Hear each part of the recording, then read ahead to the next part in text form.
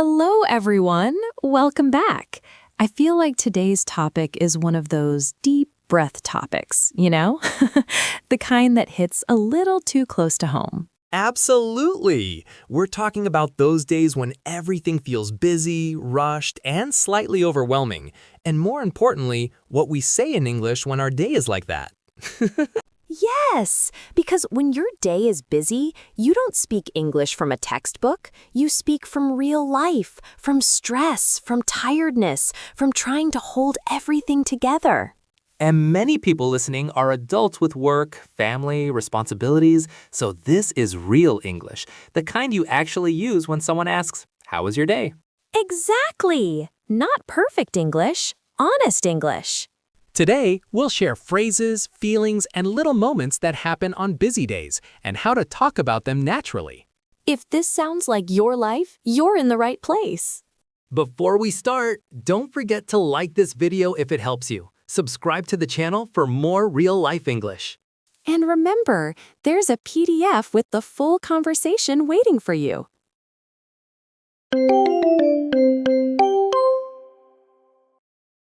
So, Leo, let me start with a very real question. When someone asks you, "How was your day?" and your day was busy, what do you usually say? Honestly, my first answer is often something like, "It was one of those days." And that phrase alone already says a lot. It means nothing terrible happened, but my energy was used up by small things all day. I really like that phrase, one of those days. I use it too. It's simple, but everyone understands it. It's like saying, please don't ask for details unless you really want them. Exactly. And sometimes I add, "I've been running around all day." That doesn't mean I was actually running, of course. It just means I had no real break. That's a great everyday expression. Running around all day means you were busy, moving from one task to another, without rest. I think many people feel that, especially at work. Definitely. For example, yesterday I had meetings back to back, emails coming in nonstop, and little problems popping up everywhere. By the end of the day, I said I didn't even have time to breathe. That's another good one. When you say, "I didn't even have time to breathe," you're not talking about real breathing. You mean your mind never slowed down. Exactly. And when days are like that, even small questions can feel heavy. Someone asks, "Can you do this one more thing?" And inside you're thinking, "I'm already at my limit." I relate to that so much. On busy days, I notice my answers become shorter, not because I'm rude, but because my brain is tired. Sometimes I say, "Let me get back to you," just to buy myself some time. That's such a useful phrase. "Let me get back to you" is polite and it gives you space. It means I can't answer right now, but I will later. Exactly. And busy days aren't only about work. Sometimes it's emotional busyness, family things, worries, responsibilities. On those days, I might say, "It's been a lot." That's a powerful but simple sentence. "It's been a lot" means many things happened, and they took energy from you. You don't need details for it to feel true. Yes, and I think learners of English sometimes feel pressure to explain everything, but native speakers often keep it short and honest. True. Another phrase I use is, "My day got away from me." That means I had plans, but the day moved so fast that I lost control of time. Oh, I love that one. The day got away from me. It sounds almost emotional, like the day escaped. Exactly. And when the day is busy, evenings feel different too. Instead of doing something fun, I often say, "I just want to crash." That's a great one to explain. To crash means to rest or sleep because you're exhausted, not because you're lazy. Yes, and it's important to say that without guilt. Busy days don't mean you failed. They just mean you showed up. I really like that idea. Sometimes people ask, "Did you have a productive day?" And I want to say, "I survived the day." That's honest English right there. And it's okay to say, "I'm tired," but it's a good tired. That means you did a lot, even if it was hard. That phrase helps change the feeling, doesn't it? It turns tiredness into something meaningful. It does. And for English learners, these small phrases help you sound natural and human, not perfect. And more importantly, they help you express yourself on days when you don't have extra energy for grammar. Exactly. because busy days are part of life, and English should fit into your life, not make it harder.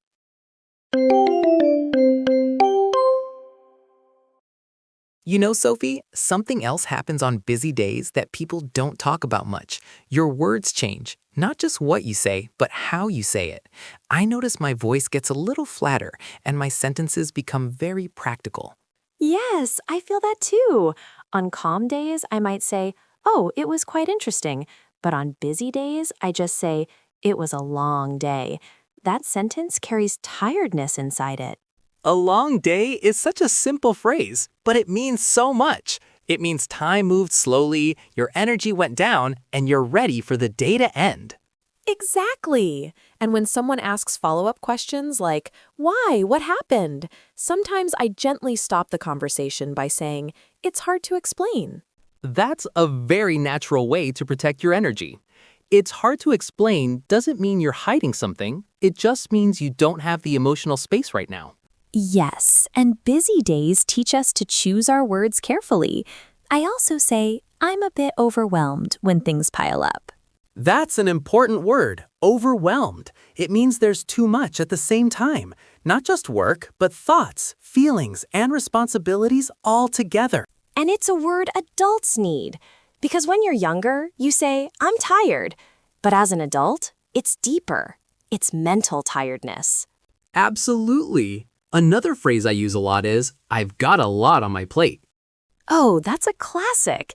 A lot on my plate means you have many tasks or worries. It doesn't mean food, of course, but it sounds very visual. Exactly. And when someone hears that, they usually understand and don't push more work on you. That's the goal, right? Clear but kind communication. On busy days, I try not to complain, but I want to be honest. Same here. Complaining drains more energy. Instead, I say, I'm doing my best today. That sentence feels very gentle. It doesn't promise perfection, just effort. And effort matters, especially on days when everything feels urgent. I often say, everything felt rushed today. That's a great description. Rushed means you didn't have time to slow down or think deeply. Exactly. And when days are rushed, small mistakes happen. I might say, my brain feels fried. That's such a real expression. My brain feels fried means you can't think clearly anymore. It's like your mind needs rest. Yes, and it's very human. Busy days remind us we're not machines. That's so true. I think many listeners feel pressure to always say, I'm fine, when asked how they are. But on busy days, maybe I'm hanging in there is more honest. That's a really important phrase. I'm hanging in there means things are hard, but you're continuing. You haven't given up. And it invites empathy without drama. People usually nod and say, I get it. Exactly. Busy days create silent connections between people. When someone says, it's been nonstop, you immediately understand. Yes, non-stop is another good word. It means there were no breaks, no quiet moments. And at the end of those days, reflection changes too. Instead of asking, what did I achieve? I ask, did I take care of myself at all? That question is so important because sometimes the English we need isn't for others, but for ourselves. That's true. Even saying to yourself, today was tough, and that's okay, is a kind of inner conversation. I love that idea. Language shapes how we feel about our day. If we only use negative words, the day feels heavier. Exactly. That's why I like saying, it was busy but manageable. Manageable is a hopeful word. It means you handled it, even if it wasn't easy. And that's motivating for learners too. English doesn't have to sound dramatic to be real. Yes, and when busy days repeat, people often say, I need a break. Simple, clear, and honest. I need a break is not weakness, it's awareness. I agree. And sometimes when someone asks for plans and I'm too tired, I say, can we rain check? That's a very useful phrase. Rain check means you want to do it later, not now.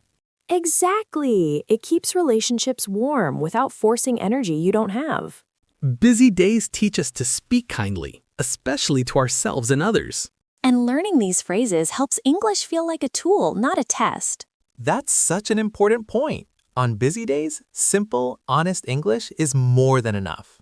And for anyone listening right now, if today is busy for you, just know you're not alone. You know, Sophie, when days stay busy for a long time, not just one day, but weeks in a row, I notice that the way I talk about my life changes because I stop describing events and start describing how they affect me emotionally and mentally. I completely understand that because after a while, you stop saying, I had meetings or I had tasks, and instead you say something like, I feel stretched thin, which shows that your energy is being pulled in too many directions at once. That phrase, stretched thin, is such a strong image because it means there is not much left of you to give, even though people might still expect the same level of performance. Yes, and when someone hears that, they usually understand that you're not just busy, but close to emotional exhaustion, even if you're still functioning and doing what needs to be done. On days like that, when someone asks me to explain everything that happened, I sometimes say, honestly, I'm still processing it because my mind hasn't caught up with the speed of the day. That's such a healthy sentence to use because I'm still processing it means you're giving yourself permission to not have clear answers yet, and that's very human. Exactly! And I think English learners often feel they must always respond quickly and clearly, but real-life English allows space, pauses, and unfinished thoughts. Especially on busy days, when your head feels full and even simple decisions take more effort than usual because your mental energy is already low. That's when I find myself saying, I'm mentally drained, which is different from being physically tired, because my body might be okay, but my thoughts feel heavy and slow. I really like that distinction because many people confuse physical tiredness with mental tiredness, and the language we use helps us explain the difference to others. Yes, and when someone understands that you're mentally drained, they're usually more patient because they know you're not being careless or lazy. Another sentence I hear a lot from friends is, I'm juggling too many things right now, which means they're trying to handle several responsibilities at the same time without dropping any of them. That's a great expression because juggling already sounds difficult, and when you add life responsibilities to it, everyone can imagine the stress involved. And when the pressure continues, people often say, I'm just trying to get through the day, which shows that survival, not success, is the goal at that moment. That sentence is very honest, and it removes the pressure to be productive or impressive because sometimes getting through the day is already an achievement. I think that's an important message for our listeners, especially adults who feel guilty when they're not improving or growing every single day. Absolutely, because busy days don't leave space for growth in the traditional sense, but they still teach resilience, patience, and self-awareness. And the English we use during those days reflects that maturity because it becomes softer, more reflective, and less dramatic. Yes, instead of saying everything is terrible, people say, I'm feeling a bit off today, which sounds calm but still honest. A bit off is such a gentle phrase because it allows you to express discomfort without turning it into a big emotional event. And gentle language can actually protect your mood because the words you choose influence how you experience the day. That's so true. And I notice that when I say, today didn't go as planned, instead of blaming myself, I feel more understanding toward my own limits. That sentence shows acceptance because plans don't always match reality, especially when days are packed with unexpected problems. And when the day finally slows down, people often reflect by saying, I'm glad it's over, which doesn't mean the day was bad, just demanding. Exactly. And sometimes I add, tomorrow will be better, not as a promise, but as a small comfort to myself. That's important because busy days can make the future feel heavy, and hopeful language helps balance that feeling. I also think it's useful to say, I did what I could with the energy I had, because it removes unrealistic expectations. That sentence feels like self-respect in words, and I wish more people used it instead of criticizing themselves. Especially language learners who already carry the extra weight of thinking in another language while managing busy lives. Yes, and on those days, simple sentences are not a weakness. They're a sign that you're choosing clarity over perfection. And clarity is exactly what English should give you during stressful moments, not extra pressure. I think that's why these conversations matter, because they show that real English lives inside real emotions, not textbooks. And when listeners start using these longer, more thoughtful sentences, they don't just sound more natural, they also feel more understood. That connection, both with others and with yourself, is probably the most valuable thing language can give on a busy day. I couldn't agree more. And if today feels heavy for anyone listening, just remember that having a busy day doesn't mean you're failing. It means you're living. When I think of a very busy day, I realize that the way we talk about that moment often reveals how kind or unkind we are to ourselves, because our inner voice becomes louder when everything finally gets quiet. That's so true. Because when the noise stops and you're alone with your thoughts, you either say, I didn't do enough, or you say, today asked a lot from me, and I showed up anyway. And those two sentences create completely different emotional outcomes, even though the day itself was exactly the same. Exactly. And that's why the language we choose matters so much, especially on busy days when we're already emotionally tired and more sensitive than usual. I notice that in the evenings, when someone asks how I'm feeling, I often say, I'm tired, but I'm okay, because it separates exhaustion from unhappiness. That's a really important distinction, because being tired doesn't automatically mean something is wrong with your life. It just means you've been active and responsible. Yes, and sometimes I add, I need a quiet night, which gently communicates a boundary without pushing people away. That phrase is so useful because it explains your needs clearly while still sounding warm and respectful. Busy days also change how we talk about tomorrow, because instead of planning big goals, we start saying things like, I'll take it one step at a time. And that sentence is full of wisdom because it accepts uncertainty and reduces pressure before the day even begins.